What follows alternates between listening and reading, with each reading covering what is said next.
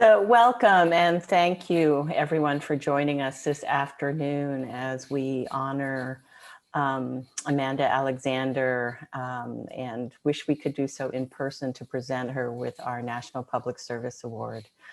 I'm delighted that we can come together as a community to contemplate the importance of what we can do as lawyers, what we have done and what we will do to use our skills to advance justice. As we all process the loss this week of Walter Wallace Jr. in Philadelphia, as a community and as a nation, this consideration remains a vital one for us to move forward. During this time when we are all being impacted by and absorbing the effects of the pandemic, the politics of our time, and police practices that continue to take lives, I'm confident that we will find ways to neither feel immobilized nor numbed by this confluence, but rather activated and inspired. I learned recently that our honoree and I share a hero, Grace Lee Boggs, who died this month 5 years ago at the age of 100. I keep her words in mind at times like these. You don't choose the times you live in, but you do choose who you want to be. I am so grateful that Amanda Alexander has joined our community this week to share the choices that she has made, which I know will provide a source of hope, strength, and inspiration to us all. Now we will hear briefly from our Dean, Jenny Martinez, followed by Amanda's remarks. And as Anna indicated, we hope that you will stay with us through the question and answers that will follow. Thanks, everyone.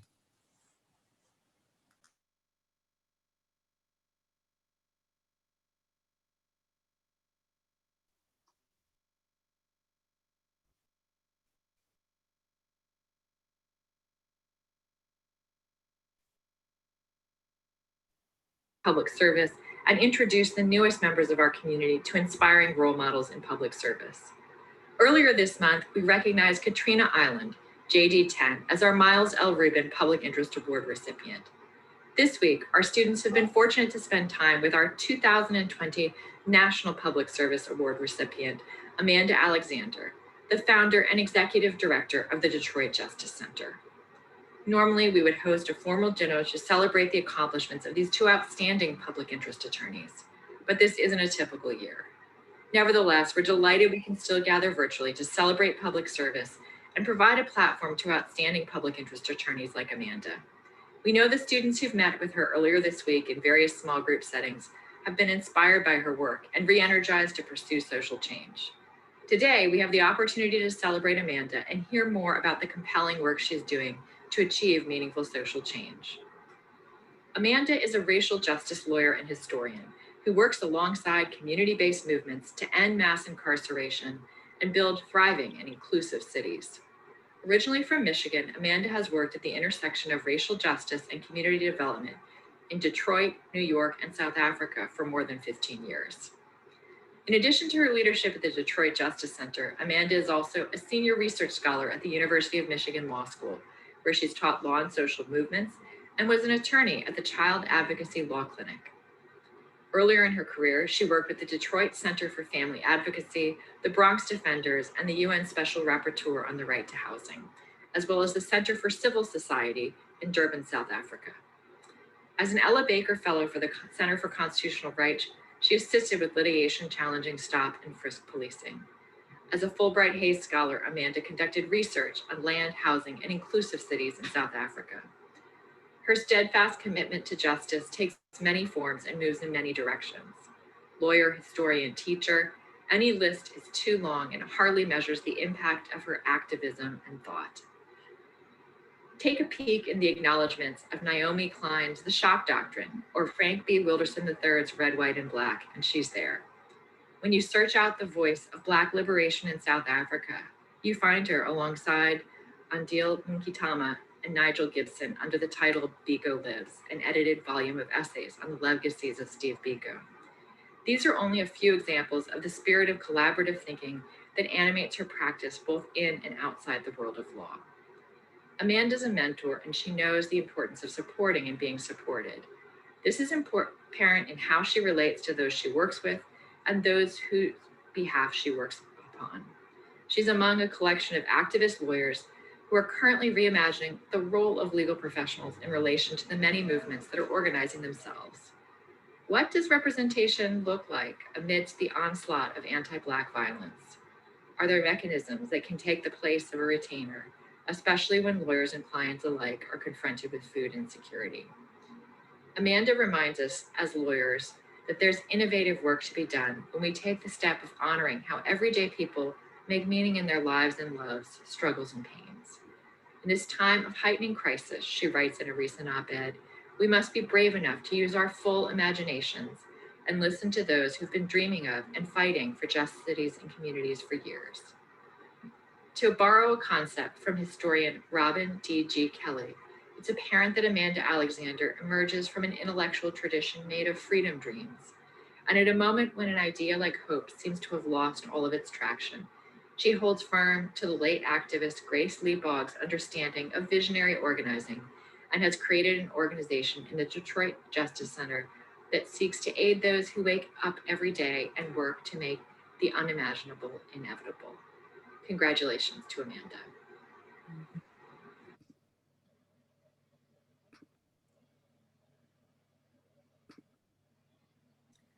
Thank you so much for that. What a beautiful introduction. I really appreciate that. And it has been just a real honor to be here with you all, and a gift to be able to step back from my work this week and spend time with many of you students.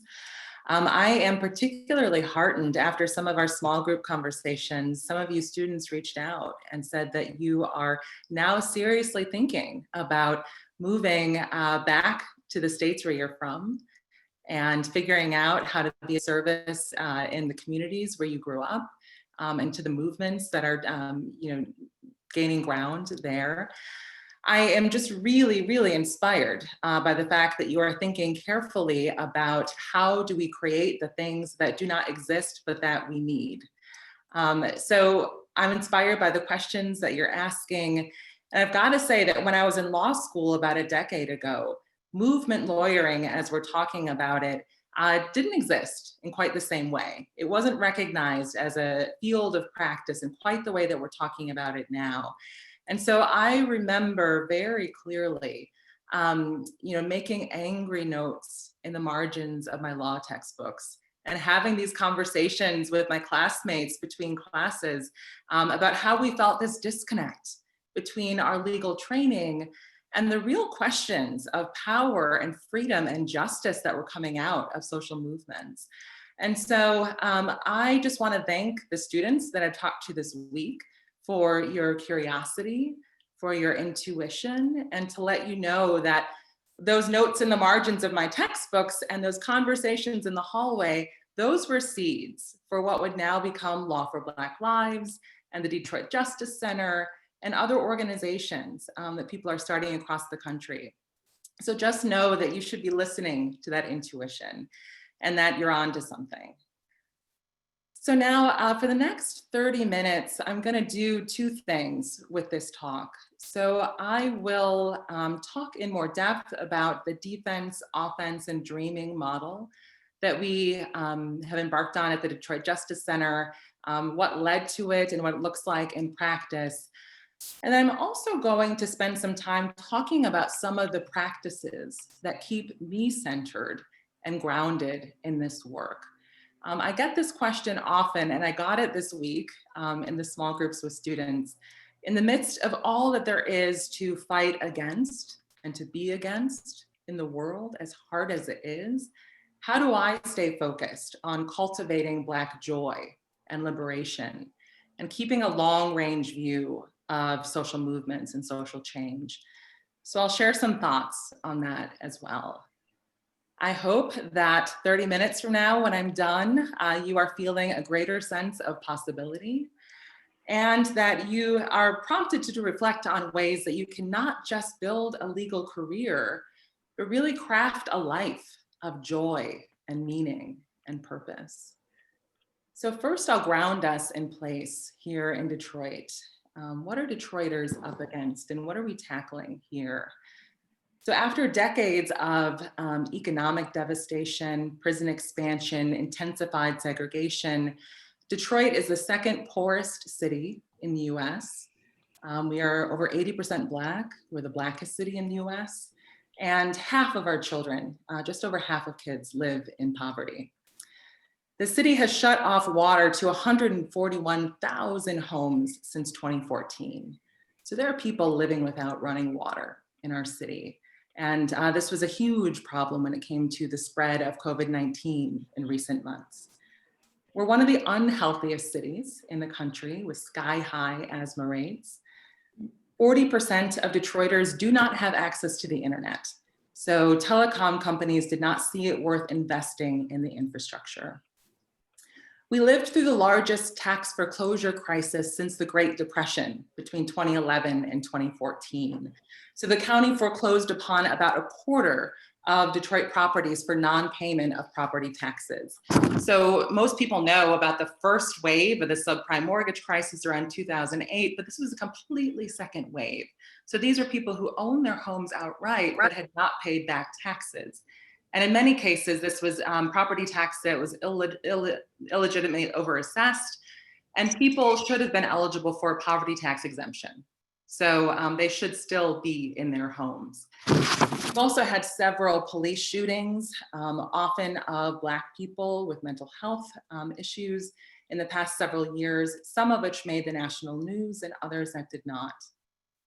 So the question before us has been, how can lawyers and legal workers help bring about change in cities like Detroit, where these interlocking crises do not map easily onto civil rights or even human rights claims? Law school trains us to shoehorn really complex questions of power and freedom into neat claims about equal protection or due process. We're trained to issue spot, not to nurture freedom dreams. But this moment demands more of us. When organizers pose fundamental questions about power and freedom and the conditions of our lives, we need to listen. And we must train and retrain our attention in order to remain in the habit of listening. I've been listening to Detroit organizers for the past 7.5 years and trying to figure out how lawyers could show up and meet this moment. I moved home to Michigan in 2013 to serve families like mine that had been divided by the prison system. And that was the year when Detroit was about to file the largest ever municipal bankruptcy. And it was apparent to me that people couldn't seem to decide whether Detroit was 50 years ahead or 50 years behind the rest of the country. And it's clear to me that we are 50 years ahead. So Detroiters do not have any illusions about American capitalism. My neighbors have told me stories about the good old days when they could get fired from a job at Ford and walk across the street and get an even better job at GM. And now they also tell me stories of decades of unemployment, of losing their homes to foreclosure and getting swept up in the criminal legal system. So Detroit has proven to be especially fertile ground for imagining how to create sustainable cities, how to create a world beyond jails and prisons. And Detroiters have been teaching me every day what it means to be a solutionary. So, to borrow a phrase from Grace Lee Boggs, that is what it means to create visionary solutions in the face of devastation. When developers decide that they want to build a new jail, many Detroiters say, stop. Let's build places where we can heal instead. When grocery stores leave, but Detroiters want to stay and be able to feed themselves, they teach themselves how to farm and they share seeds. As a new lawyer back in 2013 and newly arrived in Detroit, I was running a program called the Prison and Family Justice Project as a Soros Justice Fellow. And I was representing incarcerated parents who are at risk of losing their kids permanently to the foster care system as a consequence of their sentence. And this felt like deeply defensive work. So this last-ditch effort to hold families together once the prison system and foster care systems had collided on them. And 3 things became very clear to me around that time and in these early years of my practice.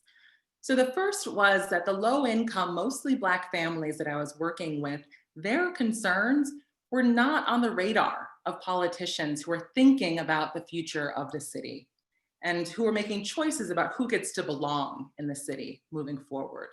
So I was working with families that were making choices between taking a collect phone call from a loved one in prison upstate, or keeping the lights on, or putting groceries on the table.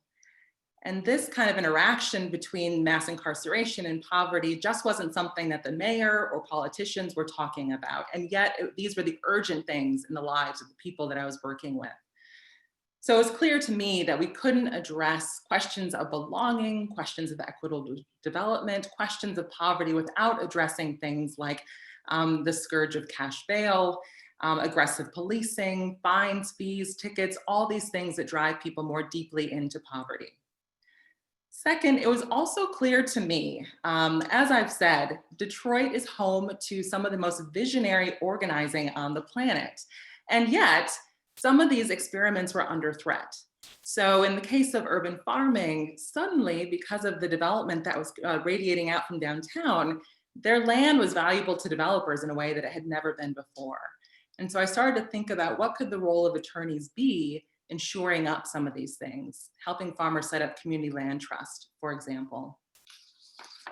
And third, the other thing that was clear was that beginning in 2013, the movement for Black Lives was coming on the scene, and young Black organizers were offering the world a vision. They were being very clear about the affirmative vision that people needed to be fighting for in the US. They were not just saying, stop shooting us. They were saying, fund Black futures. For years, they have been saying, defund police and invest in healthcare, invest in education. And so it was clear in that moment that organizers were meeting this moment with vision and were showing up with a level of analysis that was needed, and that lawyers were falling short. So lawyers were still often stuck in what had worked 50 or 60 years ago for the civil rights movement. And we're asking questions about, who do we sue? And these organizers were saying, we're not going to sue our way out of capitalism, of systemic racism, of colonialism. And so it was apparent that lawyers needed to challenge ourselves to match the power and energy of organizers. And that's what we've been doing through the Law for Black Lives Network and through other mechanisms to try and match the power of the movement.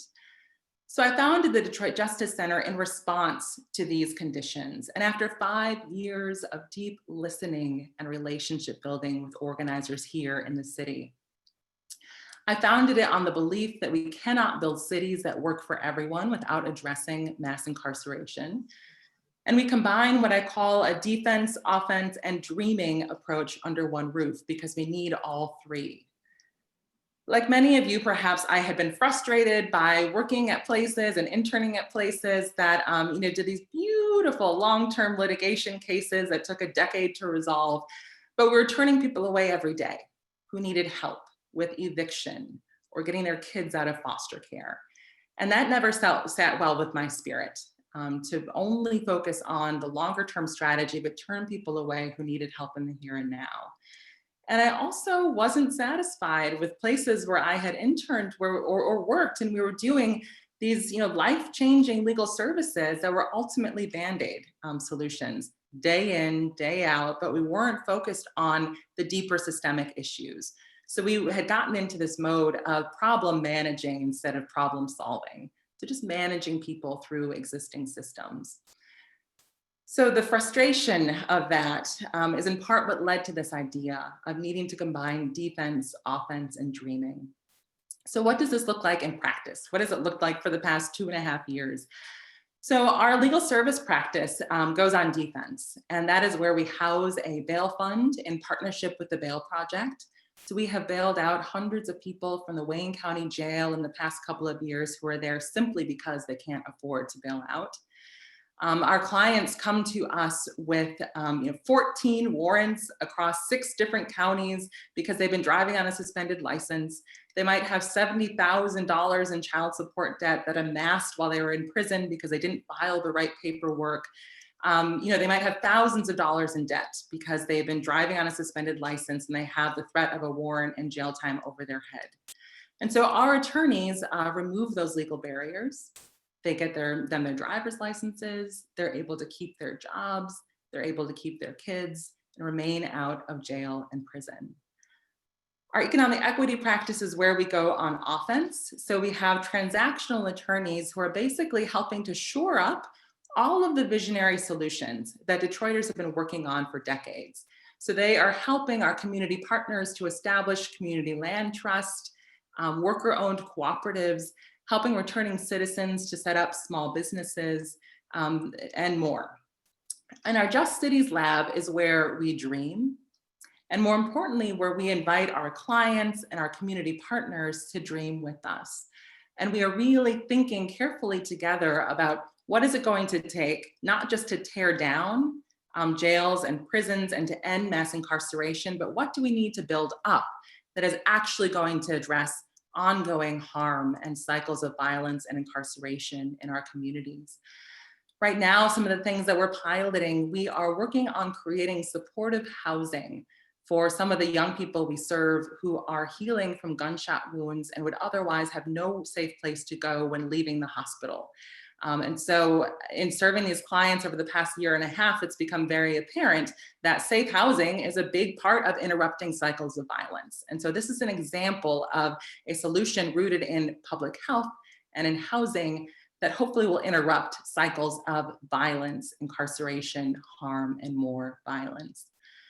A couple of years ago now, our Just Cities Lab hosted a youth design summit where we asked Detroit teens, how could we spend $500 million, that's the money that the county had slated to build a new adult jail and youth jail, how could we spend that money in a way that would make you feel safe and valued and empowered?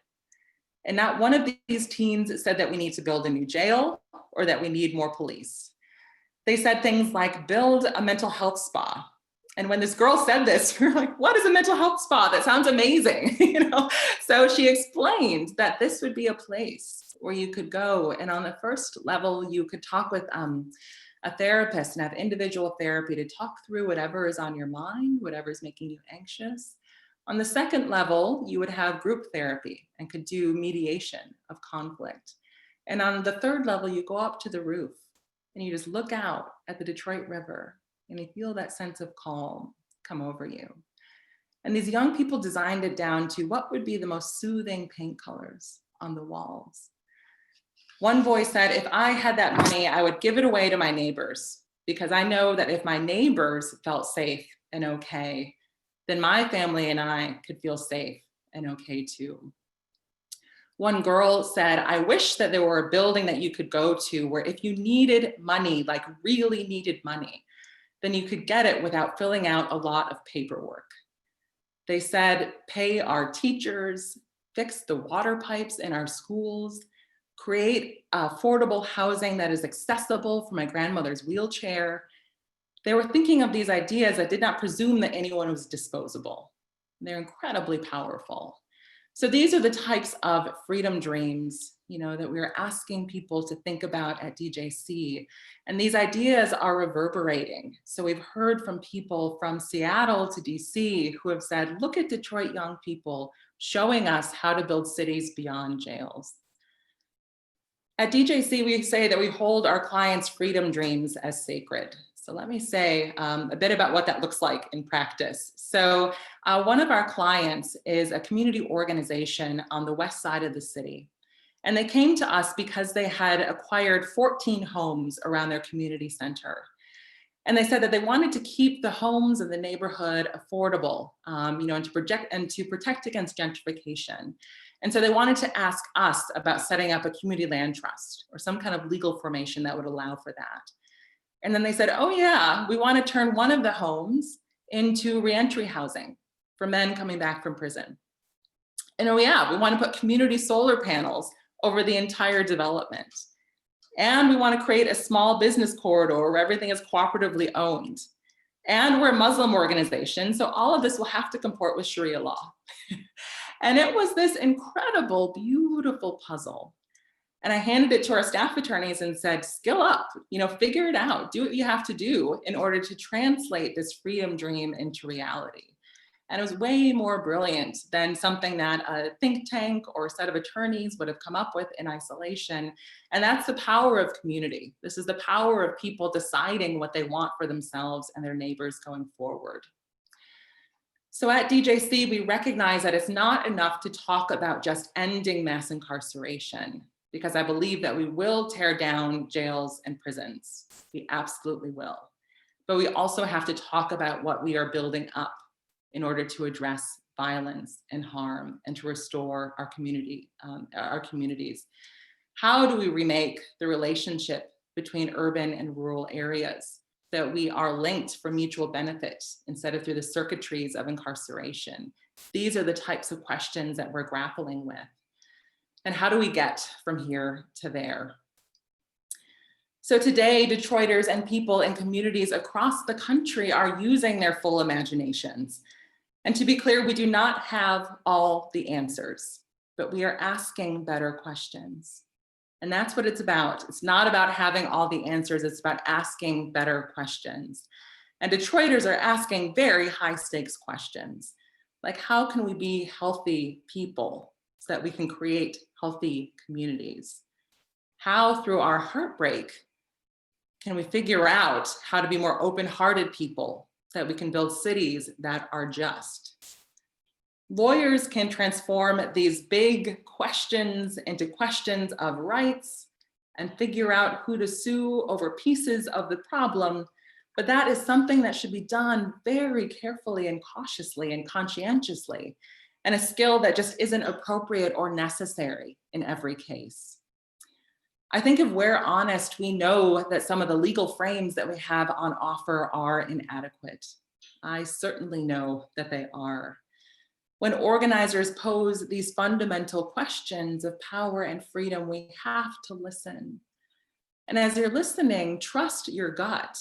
If what you learned before law school or what you know about the world is telling you that a particular framing of a problem is too easy, or that the problems are more complicated than that, then listen to that.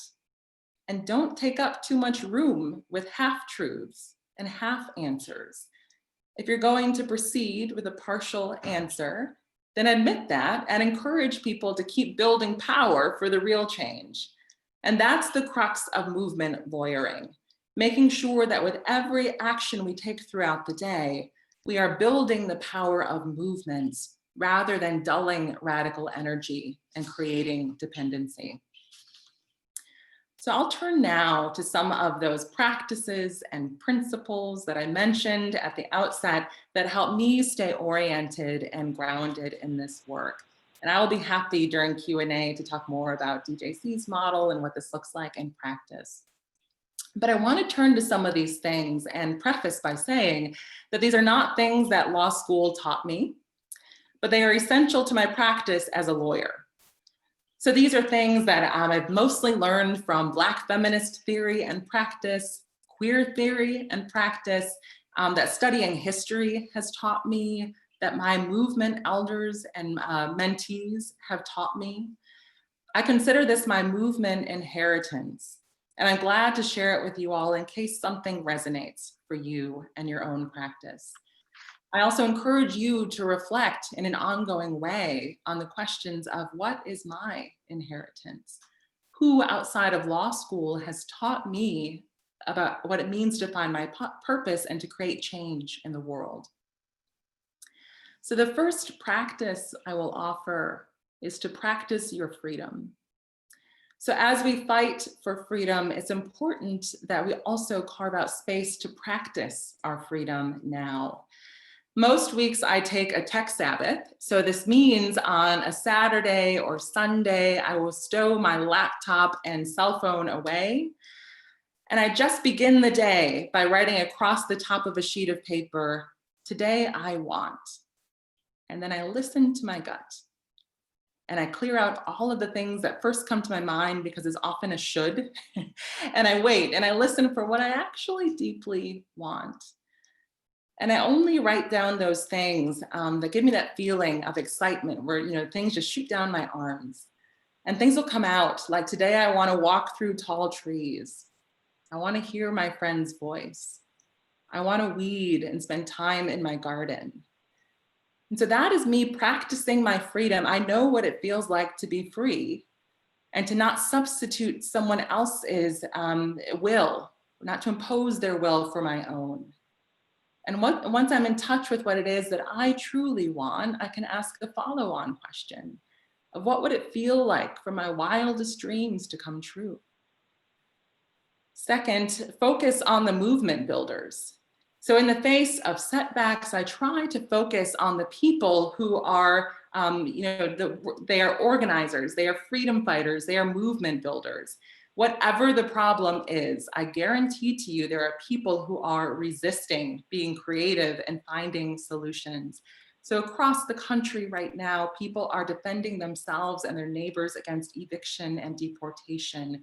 Organizers are blocking new jail construction and fighting for investment in healthcare instead. Young people are creating safe havens for each other to heal from trauma. People are building a better world right now. And we can learn from each other and deepen our relationships and heal. That is the transformational work of movement building. Third, find what brings you joy and put it to use for movements. Yes, it's important to come out to demonstrations and protest, especially if they're needed next week.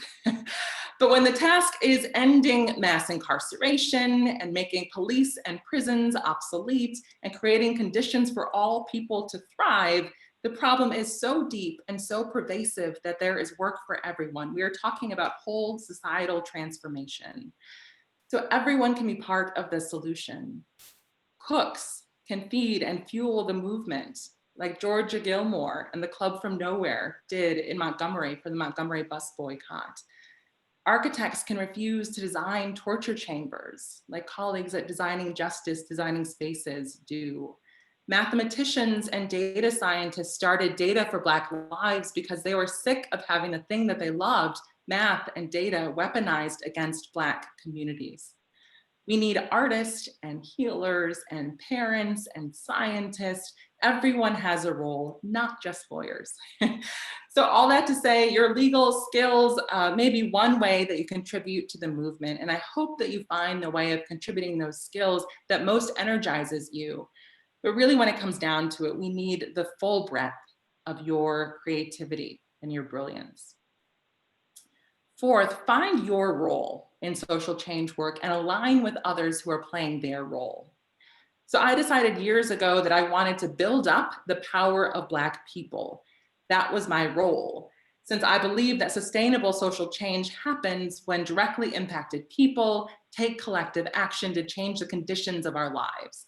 So I, over the last several years, have poured my energy into creating the Detroit Justice Center. And I have colleagues then who are doing the work of organizing white people in the suburbs. That is not my work. And so knowing what your role is can help you stay focused and keep us from spreading ourselves too thin and becoming so busy that we lose focus and effectiveness. 5, claim the power to pose the question. I learned this from Frank Wilderson, who wrote, "The power to pose the question is the greatest power of all." And what he meant by that was it's all about having the power to frame the terms of debate and the questions that really matter. Despite what many well-meaning people might have you believe, the issue of our day is not how to end cash bail or even how to get police to stop shooting Black people. The question is what has been on the minds of movements for generations now.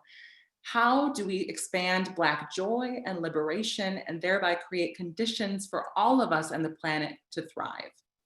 We have to be clear about what victory is and isn't and define the future worth fighting for. Rosa Parks was clear that she was never an integrationist. Integration wasn't the point. She said, to quote her, that her ultimate goal was to discontinue all forms of oppression against all those who are weak and oppressed. And yet she goes down in history as an integrationist.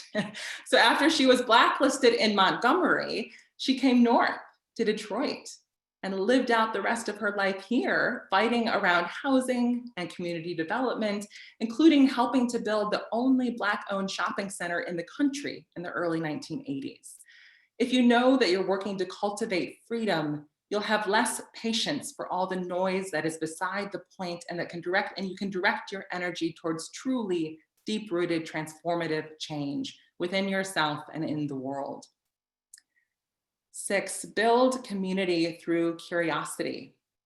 So much of movement work and movement lawyering work, I think, comes down to building strong relationships, building strong communities. And I found that better conversations come from better questions. So some of our greatest movement builders knew this. Ella Baker would ask people when meeting them, who are your people? Grace Lee Boggs would ask, what time is it on the clock of the world? When I'm meeting someone, I try to think about what is the thing that this person can tell me that no one else can. I try to ask elders in the community things that I can't learn through Google. I ask them, what was this neighborhood like? What do you remember from it from when you were growing up? What are you most excited about? 7, affirm courage when you see it.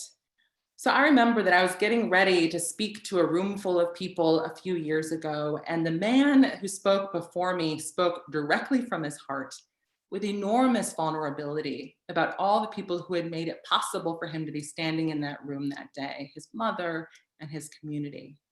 And after that, I scrapped my notes and I spoke directly from my heart too. And the conversation after that cracked wide open. And he had been the first to speak so courageously that day, so generously, and he honored all of us by showing up like that. So what I'm saying is thank people when they do that. It might be the student in the law school seminar who is saying the thing that no one is saying, but that has to be said. Thank people when they do that, and be the first to be brave when you can. 8, admire ease, not just struggle. So I like to admire our great movement builders, not just for the moments of confrontation that are seared into our collective memory, but also I like to admire them for their ease. I love the photo, I hope some of you have seen it, of Rosa Parks doing yoga. I love images of Toni Morrison sitting by the water. I love knowing that their souls knew peace. I love knowing that Toni Morrison loved a good party. There's a reason why that photo of James Baldwin and Lorraine Hansberry dancing together feels so good to look at. And that's because they are delighting in each other's freedom and their own. It feels good to see and celebrate moments of delight like that, of freedom like that, and not just to honor the struggle. So the depths and duration of grief and struggle are always there. They're not going away, but it makes celebrating those moments of joy and euphoria that much more important. Finally, know that this is intergenerational work. Years ago, one of my Detroit elders asked a room full of us, how are you building on the wisdom of 3 generations back? And what are you passing forward for the next 3 generations? I also think often about a young activist here in Detroit I admire. She was an early 20-something activist who said that she really prides herself on being a mentor. And it was true. She never shows up to anything without a bunch of 11 and 12-year-olds in tow. She is thinking about this as intergenerational work. So recognizing movement work as intergenerational helps us use our full imaginations. It keeps us from getting stuck in only reacting to the things that the White House is doing right now, or that others in power are doing today. We have to fight like hell against repression and show up for people in our communities who are being targeted. And we also need to not be deflated. And we have to keep the long range view about this, about what we are trying to create and build up in the world. To stay focused, I often think about a question that one of my mentors, Vince Warren, the executive director of the Center for Constitutional Rights, posed to us. This was back in 2015 at the Law for Black Lives conference. And Vince said, 5 generations from now, what will Black people thank us for? 5 generations from now, what will Black people thank us for? This framing helps me think beyond next week and the election and the next few months. It helps me think about what can I do today that my descendants might thank me for? Someone had dreams for us, thank God. And I'm thankful to people 5 generations ago who were obsessed with getting free and would not settle for anything less. We are indebted to those people. And today we have the opportunity to be those people for future generations. Now, as I said, I didn't learn these things in law school, but they are essential to the way that I show up as a movement lawyer. I believe it's important during law school to hold on to what you already know and to stay rooted in those things and to keep learning and exceeding your legal training. So I'll close with a few questions in case they are useful for your own reflection. Instead of just learning and thinking about precedent, I would encourage you to think about your inheritance.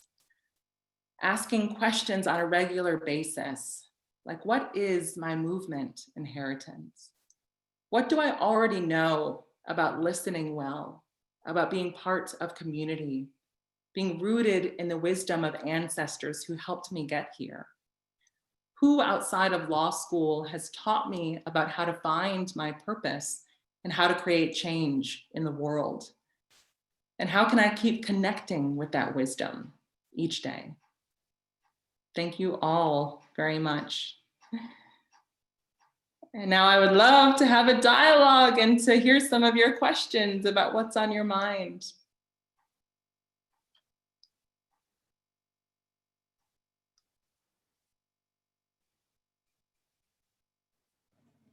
Please feel free to use the Zoom function to raise your hand and I'll be happy to call on you. And Anna, maybe we could take a few questions at once so that we're able to get them in the room. Happy to. Don't be shy, folks.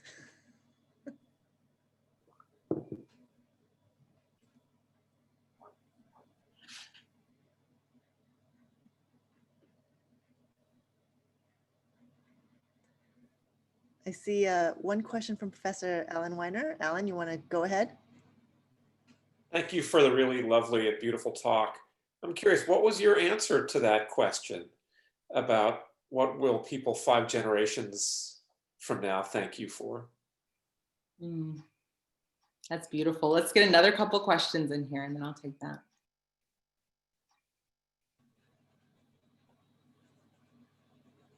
Others? Professor Ron Tyler? I'm just going to help folks out since we're not getting questions from the students. What would you say to students who say, this all sounds well and good, but I got bills to pay? Come on now. Great. So I will start with those two while other questions percolate. So I use that framework of 5 generations from now, really on a daily basis when it comes to decisions about how I spend my energy.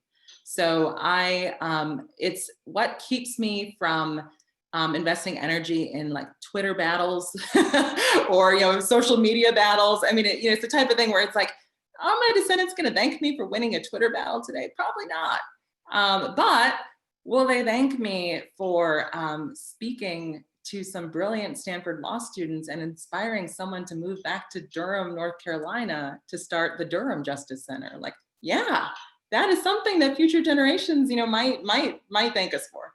And so it's really about a framework for decision making in an ongoing way, and thinking about prioritizing things where I feel like I am pouring into and investing in young people and in the next generation that very concretely feels like work that could ripple forward. Anything that feels like it's focused on relationship building, building the sustainability of movements that will last long beyond the Detroit Justice Center and long beyond me. So I really use it as a kind of decision-making framework in a daily basis to stay focused. And then Professor Tyler, this question of bills. Yeah. I think it's a complex question, and I recognize too that people come from all different family backgrounds and circumstances. How first gen folks might answer this, would be different. People from low income background and things like that. And so I would say that I am grateful to be part of a real cohort of people that is trying to make it possible for attorneys to do the real work that movements need in our 9 to 5. So what I was experiencing in my first several years of being in Detroit was that many of us were working in law school clinics or in public defender offices and having very full days working 9 to 5.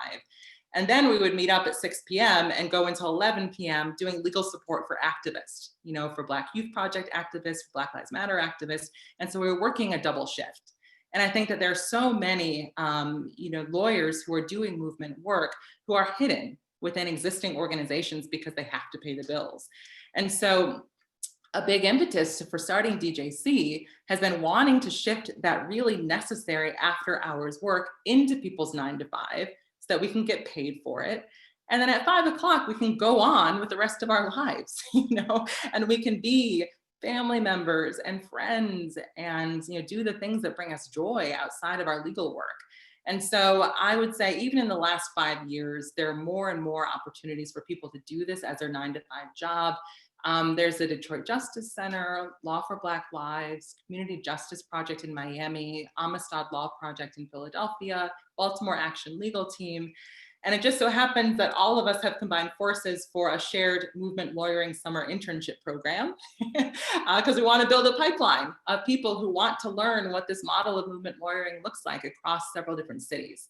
And so I would encourage law students to apply for that summer internship and come work with us. And hopefully this will be a multiplying effect, where this can be, a cohort of 5 organizations becomes 10 organizations, 20 organizations, so that people really can figure out how to have this be their 9 to 5 work that they're getting paid for. And we are paying people well at DJC. Of course, they are not law firm salaries, but I do know that, people recognize, like, as a Black woman ED, I don't want to contribute to the pay gap. I employ a bunch of Black women attorneys, and I want us to be paid well. And so there are a lot of layers and considerations to that question, but the one I would say is, there are more places to do this work. Other questions? I have one from Professor Eric Jensen, and I just want to say thank you, faculty, for stepping up. But come on, students. I'm going to let Professor Jensen go next. I only wanted to ask a question if students weren't asking questions, so I'm a backup plan. Amanda, thank you for a really beautiful talk. I wonder if how you thought about risk in your career path, or whether you were so passionate you didn't really think about the risks that you were taking at each juncture in your career. And Amanda, I see 2 students have raised their hands. If you want to take 3 questions at once, I can call on Aziza if you want to go next. Yes, thank you so much for being here.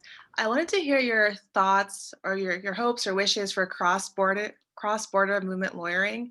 My family's from Nigeria, so just like in the past 2 weeks, I've been following the anti-police brutality protests there and learning a lot about police brutality that I didn't even know existed in Nigeria, and a lot of the same echoes of the Black Lives Matter movement. So I'd love to hear about work you've done or work that you hope happens in the next few years. And then I see Selena has her hand raised. Yeah, thanks so much for an amazing talk. I was wondering your thoughts in terms of how to create a culture of accountability amongst your peers, amongst law school peers, but also just in general. And I know at Stanford, we've been talking kind of about accountability, cancel culture, how all those come to bear, but just what your thoughts are on, a culture of accountability, especially amongst peers at a law school. I might do one more question from AD, and then I'll let Amanda answer. AD?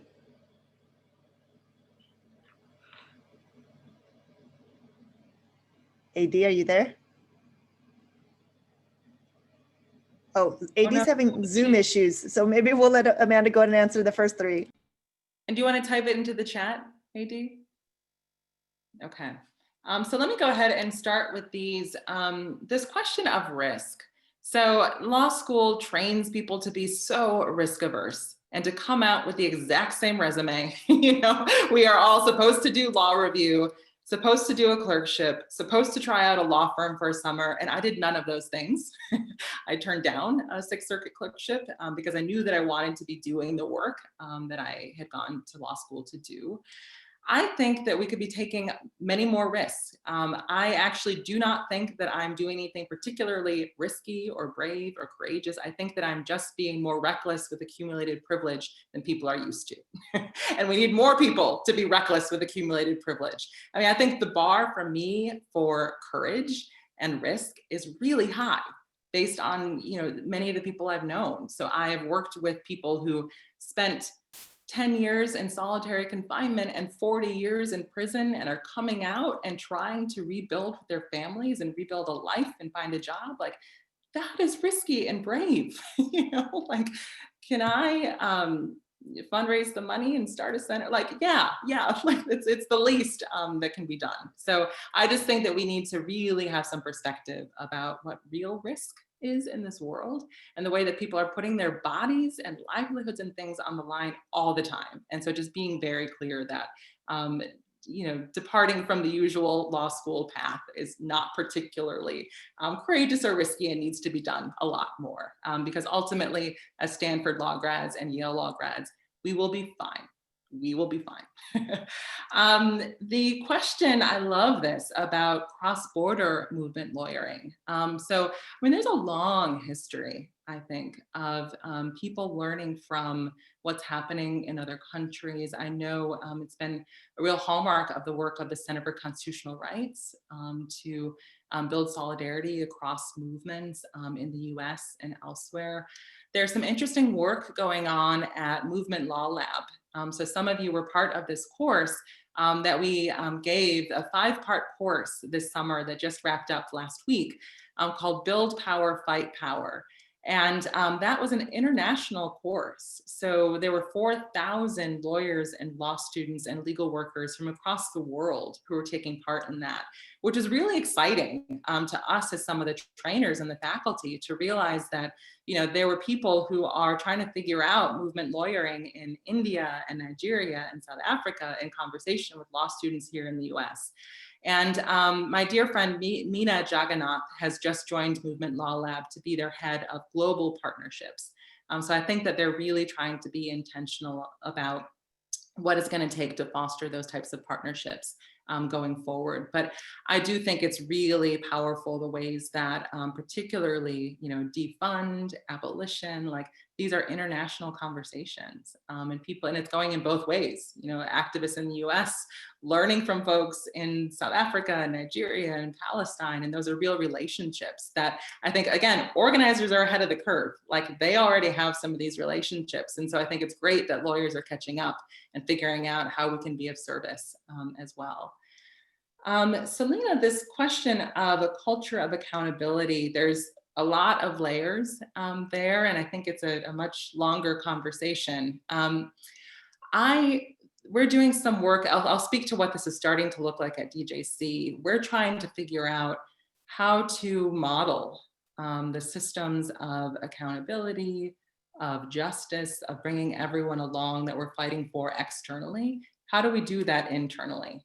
And I would say any group or organization, or like you're saying, groups of law students could be thinking along the same lines. And so what that means in practice is we're trying to figure out how do we set up you know, transformative justice circle processes internally before we ever need them.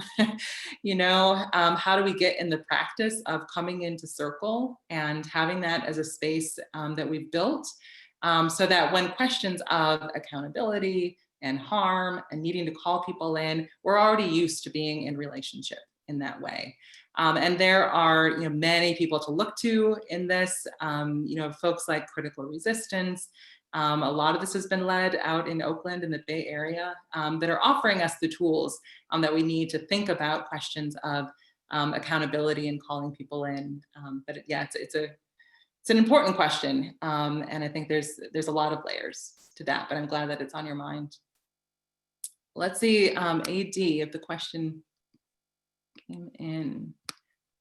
AD, you're asking, what is the duty of faculty in training and encouraging reckless, rebellious, movement, courageous lawyering?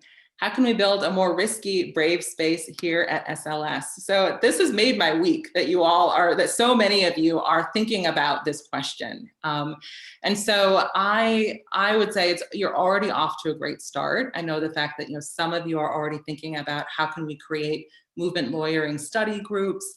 I think the next question is, how can you get credit for things? So, I think, how can you advocate for a movement lawyering course, for independent studies, for various things that will help you knock out a law school requirement while also giving yourself the skills that you need. So, my work as a law student was setting up this clinic project that then would become the Prison and Family Justice Project, and making sure that I was getting course credit, for that. So I think that there's a lot more opportunities now to think about how this can be part of the mainstream law school curriculum. And I applaud you all in figuring out how to take it to the next level, because it's absolutely necessary. Thank you so much, Amanda. I know we have just 1 minute left. I think we might be able to squeeze in the last question from Professor Michelle Anderson, if you're still here. There you are. Sure. Well, I was just putting it in the chat, Amanda, that in my 6 years as part of the Stanford community, that was the best talk I've ever heard here in this community. One of the better talks I've heard in general, but thank you so much. So I'm going to leave it there, actually, because that's a wonderful way to end, to just affirm your courage in the talk itself. Thank you. Thank you. Well, what a joy. I really hope that this could be an in-person visit. I feel like a lot of conversations got started this year, and we did the best that we could in a virtual way, but I hope to be able to visit with you all and to continue to build on some of these conversations. So thank you. Thank you so much, Amanda, for such a powerful and inspiring speech. And we definitely hope to bring you out to campus when it's safe. Thank you, everyone, for joining us today. Have a great rest of the day. Take care.